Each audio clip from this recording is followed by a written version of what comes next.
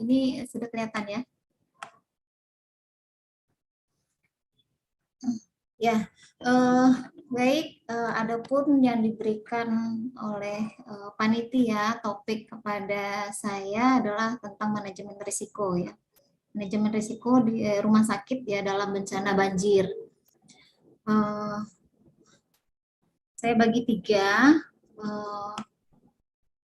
Akan menyampaikan pendahuluan pertama, kemudian manajemen risiko terintegrasi, serta yang terakhir adalah tentang manajemen risiko rumah sakit dalam disaster ya atau bencana.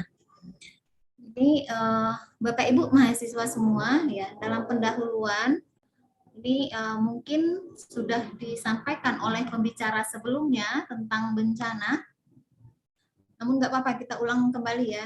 Jadi bencana itu adalah peristiwa atau rangkaian peristiwa yang mengancam dan mengganggu kehidupan. Ya, ini memang digarisbawahi bahwa kalau ada bencana itu ada sesuatu yang mengancam dan mengganggu kehidupan dan penghidupan masyarakat yang disebabkan baik itu faktor alam, non alam maupun manusia, sehingga mengakibatkan adanya korban jiwa manusia, kemudian adanya kerusakan lingkungan, adanya kerugian harta benda, dan juga ada dampak psikologis yang tersisa dari bencana yang dialami tersebut.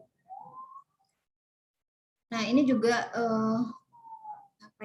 mereview mungkin dari kalau ada pembicara sebelumnya yang sudah menyampaikan ini ya, hanya saja Bu Dor menyampaikan bahwa bencana itu dibagi atas ada bencana alam, non alam, dan bencana sosial ya. Tema kita hari ini tentang banjir itu adalah termasuk dalam jenis bencana alam ya. Walaupun pada saat ini kita semua sedang merasakan bencana non alam ya, kita semua masih dalam masa pandemi COVID, yaitu salah satu dari bencana non alam. Nah, masuk ke tema banjir ya. Banjir ini beberapa kali terjadi ya di Indonesia. Adalah peristiwa bencana alam yang terjadi ketika aliran air yang berlebihan. Kemudian dia merendam daratan ya, yang harusnya itu tidak air, kemudian direndam oleh air. Jadi ada air yang berlebihan. Namun bagi yang penting di sini adalah kita harus melihat bahwa ada akibat ya dari bencana tersebut ya. Jadi ada akibat bencana adalah suatu dapat berupa itu kematian ya. Jadi ada, kalau bencananya besar dan itu waktunya juga mungkin lama, nah mungkin ada korban jiwa di sana. Kemudian mungkin ada yang luka atau cedera, ada yang sakit juga ya. Kalau banjir itu biasanya yang sakit diare atau sakit kulit itu yang lebih banyak jumlah pasiennya. Kemudian ada jiwa yang terancam ya, hilangnya rasa aman, dan kemudian ada orang-orang yang mengungsi, kerusakan, kehilangan harta, dan gangguan kegiatan masyarakat. Nah, akibat dari bencana tersebut, maka untuk antisipasi ini adalah elemen-elemen penting di masyarakat, ini harus kita jaga. Rumah sakit adalah salah satu elemen yang penting ya, yang harus memastikan keamanan dan kesiapan terhadap bencana tersebut ya. Jadi masyarakat yang membutuhkan layanan kesehatan itu tetap dapat diberikan ya sesuai dengan kebutuhan dari masyarakat.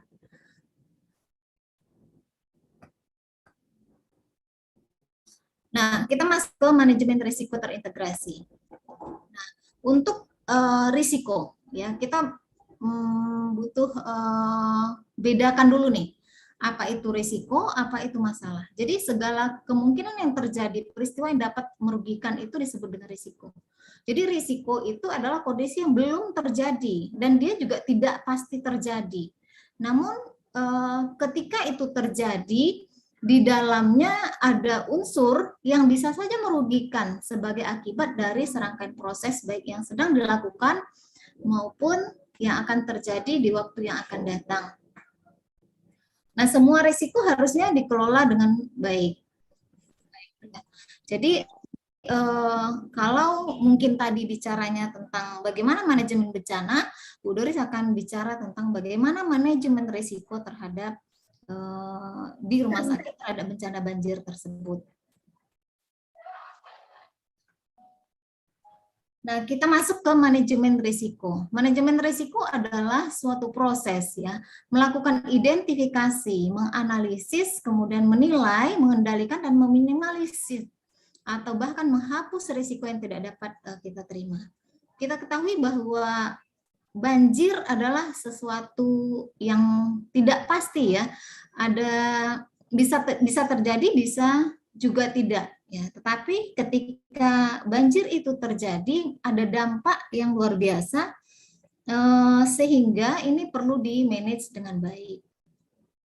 Nah, tujuan dari manajemen risiko di rumah sakit tentunya adalah melindungi rumah sakit. Kita ketahui bahwa tadi rumah sakit adalah elemen yang penting yang dibutuhkan oleh masyarakat dalam kondisi banjir tersebut. Kemudian manajemen risiko juga membantu pembuatan kerangka kerja dari manajemen risiko sendiri.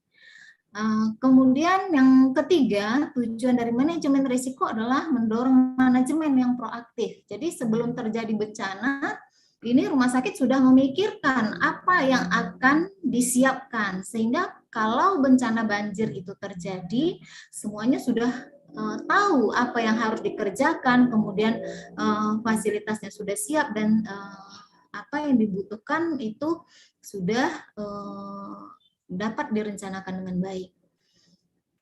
Yang keempat, tujuannya adalah untuk peringatan agar lebih berhati-hati.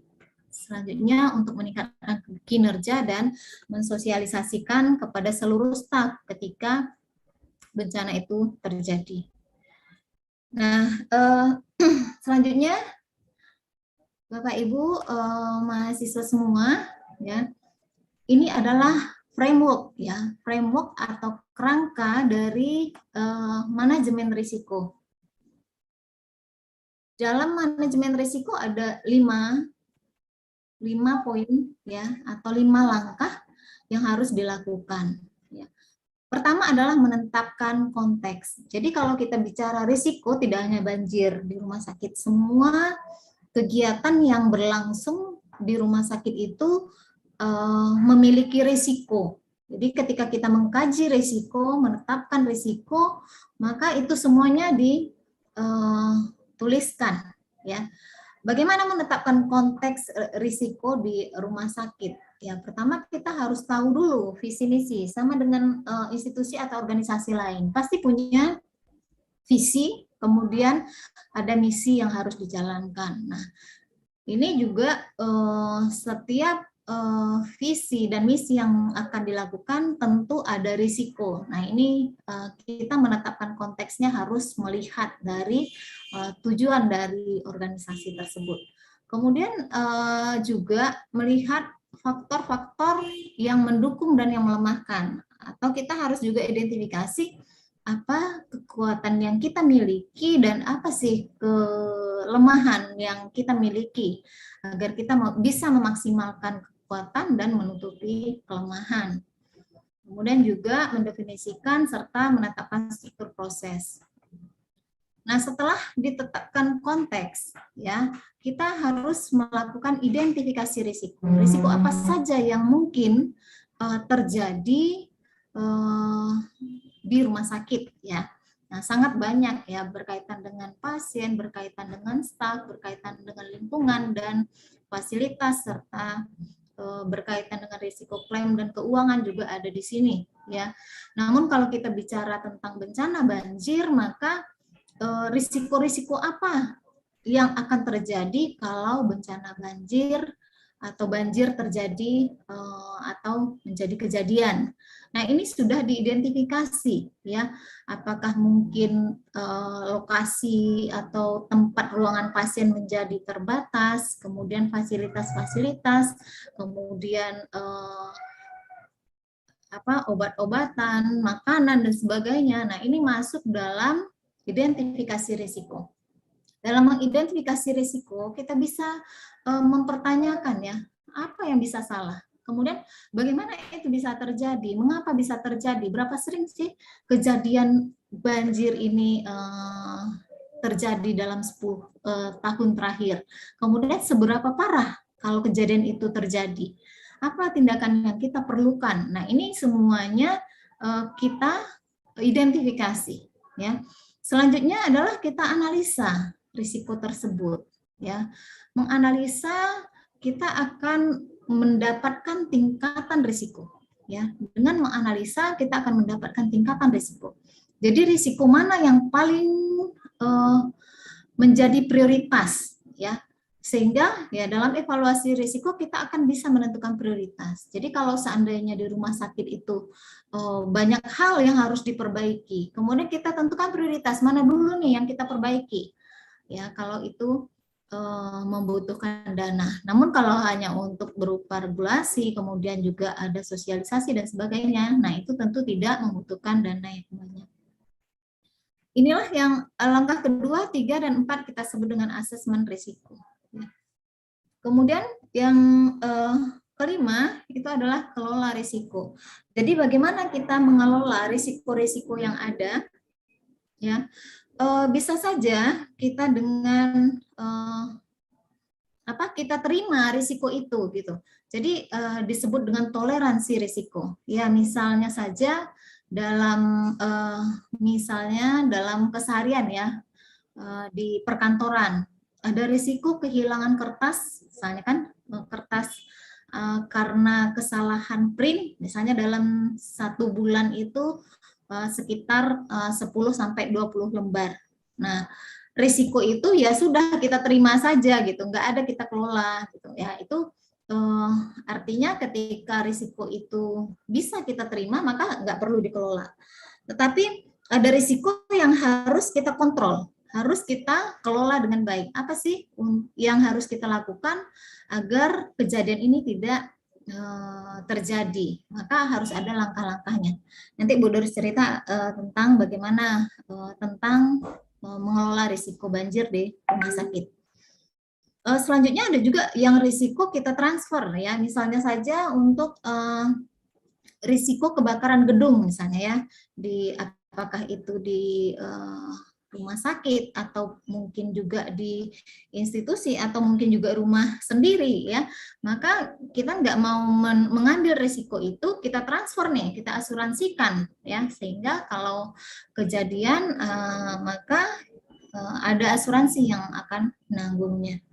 Atau kita hindari ya, kalau dihindari ya udah nggak usah diambil kegiatan tersebut ya. Kalau di rumah sakit contohnya misal rumah sakitnya akan menambah pelayanan untuk cuci darah misalnya kan. Nah, namun karena risikonya sangat tinggi sehingga ini kayaknya belum mampu nih kita mengelola risiko, ya sudah nggak usah dulu dilayani. Mungkin pasien-pasien yang membutuhkan cuci darah kita rujuk misalnya seperti itu. Nah, ini sangat tergantung dari kondisi organisasi atau institusi tersebut ya, untuk mengelola risiko yang ada di dalamnya. Nah, untuk manajemen risiko terintegrasi di rumah sakit, sama ya, jadi ada 5 langkah tadi: menetapkan konteks, mengidentifikasi risiko, analisis risiko, evaluasi, dan kelola. Namun ada tools ya atau alat yang digunakan ya untuk manajemen risiko terintegrasi ini. Yang merah ya, yang 2 teratas ini Hospital Safety Index atau HSI dan Hospital and Vulnerability Assessment atau HVA, inilah yang digunakan oleh rumah sakit dalam memanage risiko terhadap bencana. Kemudian ada yang disebut dengan PCRA atau Pre-Construction Risk Assessment. Ini tools digunakan untuk mengkaji risiko sebelum pembangunan gedung ya, atau juga untuk renovasi gedung. Kemudian ada juga risiko untuk mencegah infeksi, kita sebut dengan ICRA, yaitu Infection Control Risk Assessment. Dan ada juga tools selanjutnya yaitu FMEA atau Failure Mode and Effect Analysis, ya. Ini untuk menganalisis modus-modus kegagalan dari suatu sistem yang ada di rumah sakit. Nah, selanjutnya nanti kita akan bahas HSI dan HPA.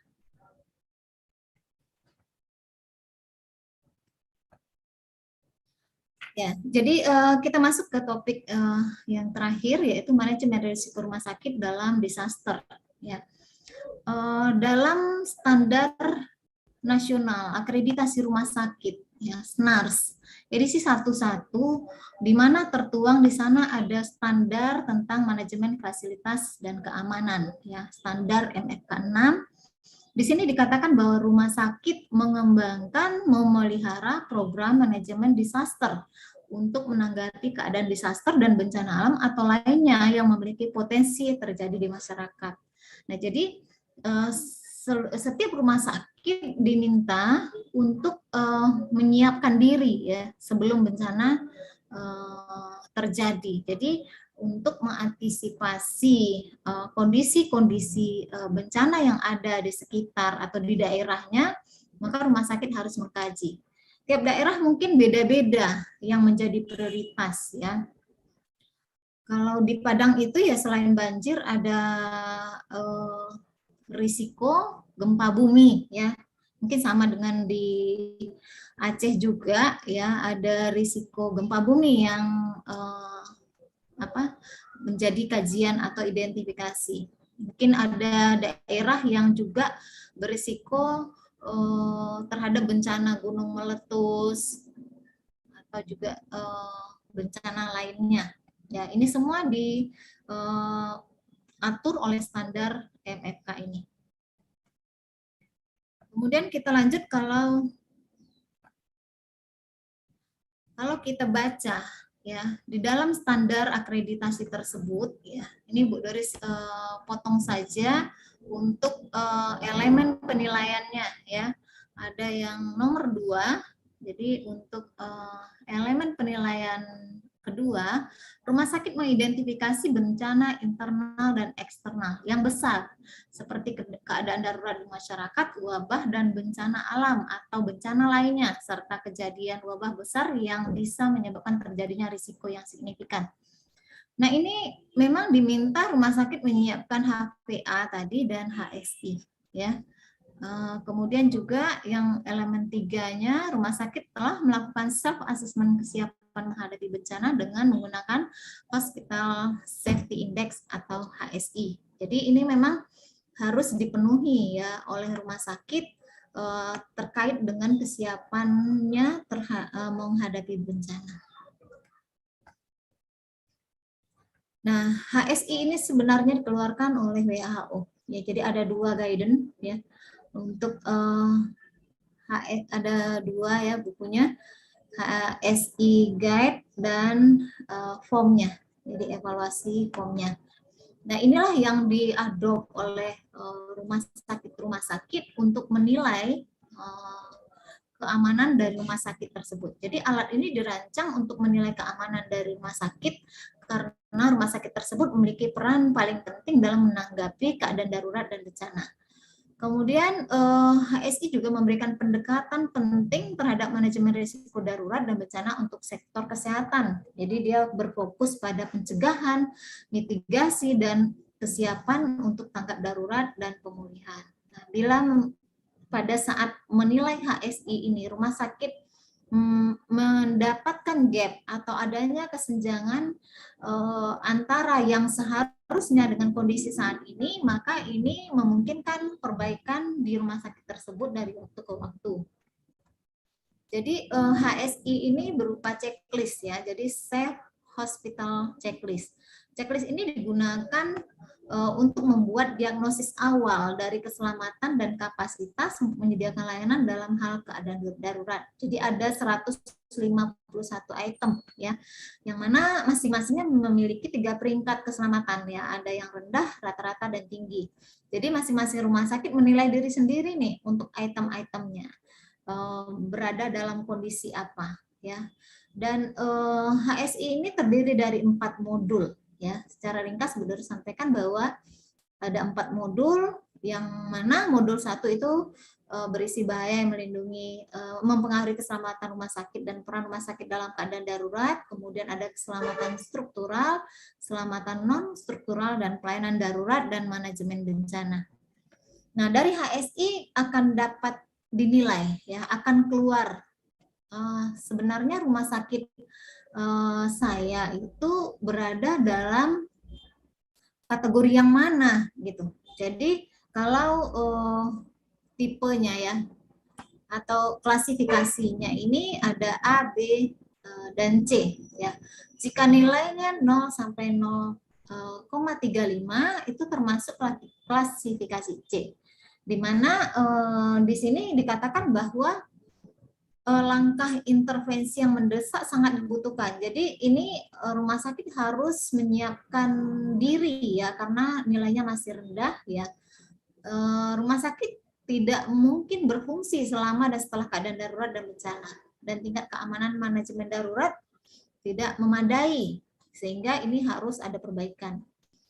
Kalau yang kedua, jika nilainya 0,36 sampai 0,65 masuk ke klasifikasi B. Nah, di sini langkah-langkah intervensi dibutuhkan dalam jangka pendek. Artinya masih ada ya PR dari rumah sakit untuk mempersiapkan diri. Nah, jika nilainya 0,66 sampai 1 itu klasifikasinya A. Jadi besar kemungkinan rumah sakit akan berfungsi dalam keadaan darurat bencana.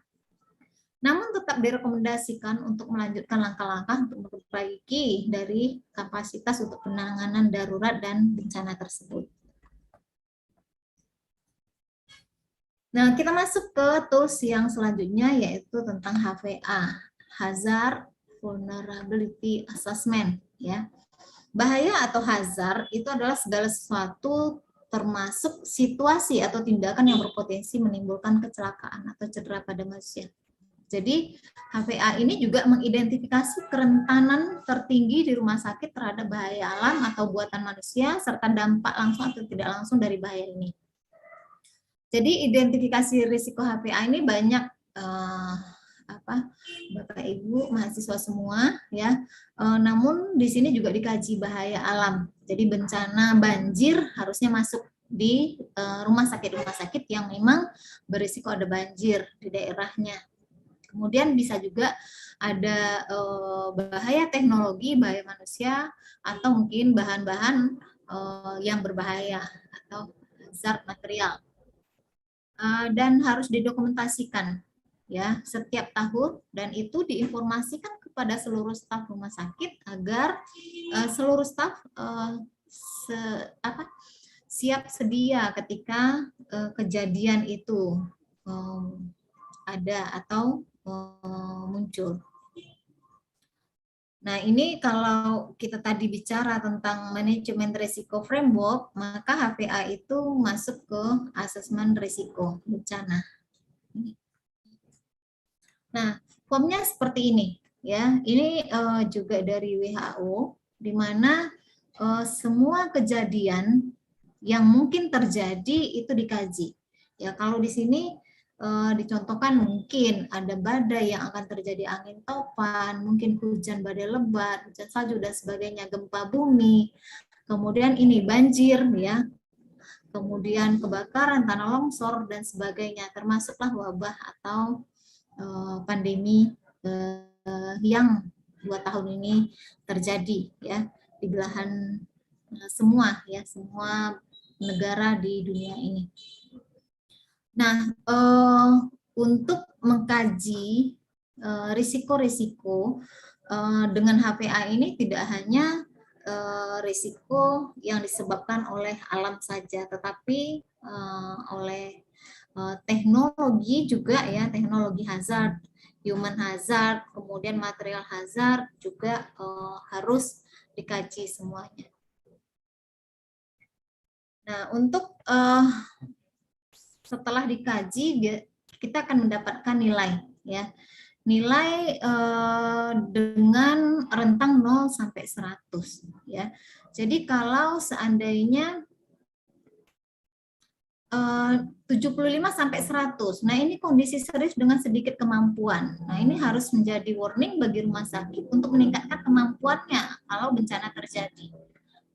Kemudian kalau 50 sampai 74 itu konsekuensinya menengah dengan beberapa kemampuan. Nah, ini masih banyak PR-PR juga yang harus diperbaiki rumah sakit ya, karena konsekuensinya menengah.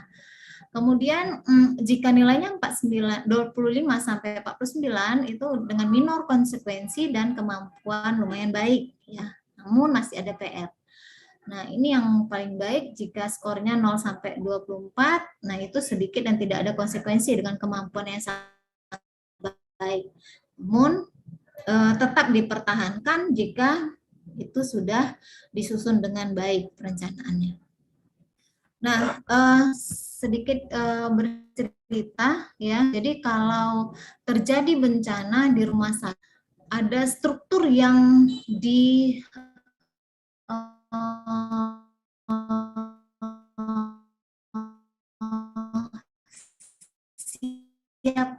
ya. Ada nomor itu tidak ya. Otomatis dalam keadaan bencana maka akan ada komandan rumah sakit ya. Kemudian ada komandan bencana yang ditunjuk, ada korlap atau koordinator lapangan dan koordinator lainnya. Nah, ini tergantung dari rumah sakit sendiri. Jadi kalau ada bencana, pertama hospital disaster plan-nya atau hosdip-nya diaktifkan. Nah, artinya struktur dari hosdip ini berlaku ya, siapa yang akan menjadi komandan dan komandan bencana dan koordinator lapangan. Karena ini kondisinya sangat berbeda dari tidak bencana.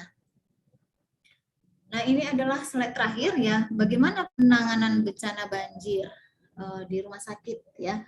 Pertama, tentu saja harus difikirkan tentang penanganan pasien. Penanganan pasien dan evakuasi. Jadi rumah sakit biasanya kan banyak pasien yang dirawat ya. Ketika banjir itu terjadi, bukan tidak mungkin banjirnya juga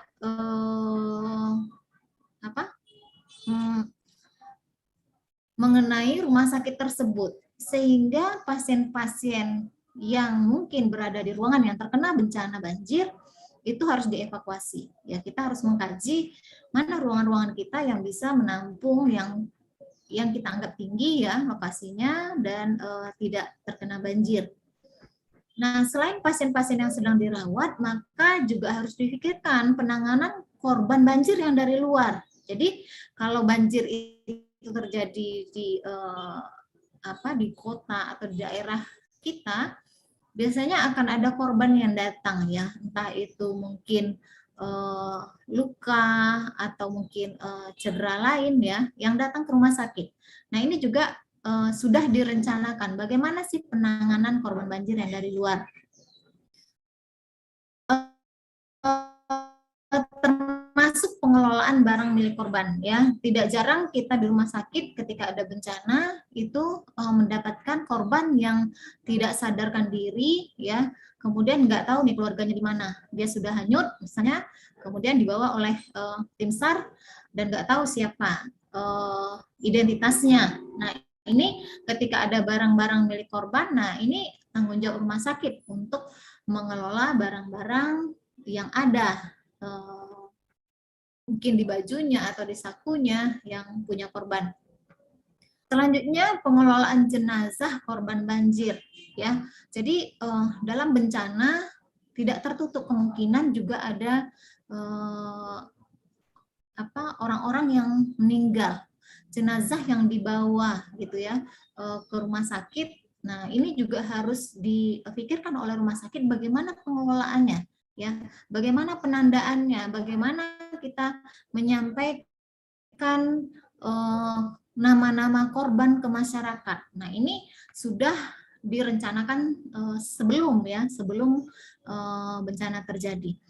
Termasuk ketika ada korban yang harus dievakuasi keluar rumah sakit ya. Misalnya saja di rumah sakit tersebut tidak dapat melayani operasi tertentu Nah, pasien ini membutuhkan, maka pasien harus dirujuk keluar rumah sakit. Nah, dalam kondisi banjir, nah biasanya ada keterbatasan ya, ketika kita harus juga mengkaji rute-rute mana yang bisa dilewati jika lewat darat atau mungkin bahkan menggunakan helikopter untuk daerah yang mungkin sangat terendam dengan banjir. Nah, untuk pengelolaan rekam medis untuk pasien-pasien korban juga harus direncanakan dengan baik. Kemudian juga jika korban sangat banyak, kemudian juga mungkin ada staf rumah sakit yang terkena banjir sehingga tidak dapat menjalankan tugasnya atau pergi ke rumah sakit bertugas, maka ini harus dikelola. Jadi tenaga yang ada di rumah sakit harus dikelola dengan baik, dan biasanya juga akan ada datang relawan-relawan ya, baik itu mungkin dari stikes-stikes atau mungkin dari kota lain atau bahkan dari negara lain ya. Jika gempa bumi kita juga menerima relawan dari negara lain. Termasuk di sini pengelolaan obat dan alat-alat kesehatan ya, gas medis, pengelolaan makanan ya, baik itu untuk korban dan petugas, dan pengelolaan donasi. Biasanya pada saat bencana akan datang donasi-donasi dari apakah dari pemerintah atau dari organisasi sosial. Nah, ini juga harus dikelola dengan baik ya, sehingga donasinya tersampaikan kepada korban yang membutuhkan. Nah, termasuk bagaimana pengelolaan listrik, jaringan, telepon, kemudian air, AC juga ya. Kalau kondisi banjir biasanya banyak yang terganggu, sehingga rumah sakit juga harus mempersiapkan bagaimana listrik cadangan, kemudian bagaimana komunikasi jika jaringan tidak ada, dan sebagainya. Nah, termasuk mutu layanan, jadi harus tetap dikelola dan jangan sampai ada insiden keselamatan pasien yang terjadi saat bencana. Nah, untuk pengelolaan tamu atau kunjungan, jadi biasanya kalau ada bencana di satu daerah, maka pemerintah atau mungkin tokoh-tokoh negara itu ada yang berkunjung. Nah, tetap kita harus mengelolanya. Ya, bagaimana pengaturan ketika ada tamu atau kunjungan dari tokoh-tokoh negara atau pejabat-pejabat negara. Kemudian bagaimana penanganan keamanan untuk pasien dan juga petugas, dan koordinasi dengan instansi lain ya, dan kesehatan lingkungan, serta bagaimana mengelola informasi dan media serta jumpa pers. Jadi kita harus membuat bahwa informasi itu harus keluar dari orang yang ditunjuk. Nggak boleh staf lain yang berbicara dengan media dan sebagainya untuk menghindari salah informasi kepada masyarakat terkait dengan bencana tersebut. Baik, itu saja yang dapat Bu Dori sampaikan. Terima kasih. Assalamualaikum warahmatullahi wabarakatuh.